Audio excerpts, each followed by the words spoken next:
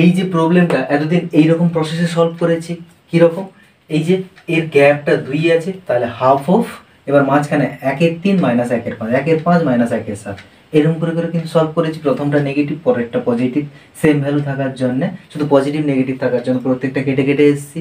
প্রথমের একদম ছোটোটা, লাস্টের একদম বড়টাকে দিয়ে, এই যে নিচের ভ্যালুগুলো বড়টাকে দিয়ে বিয়োগ করেছি। কিন্তু এখন দেখো আরও ইজিলি করতে পারবো এই প্রবলেমটাকে। 1 2 3 4 5, তাহলে উপরে 5টা 1 আছে, 5 1 5, ওকে।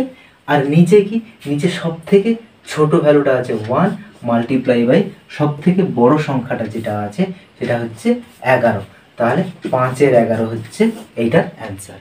জাস্ট এইটুকুতেই, এটা না করলেও চলবে এরপর থেকে, মানে 1 সেকেন্ডে দেখে দেখে, এটা তো আর করার দরকার নেই, এটা দেখে দেখে অ্যান্সার বলা যাবে। এত বড় প্রবলেমটা দেখেই অ্যান্সার বলা যাবে। ক্লিয়ার? এরকম আরও নতুন নতুন ক্লাস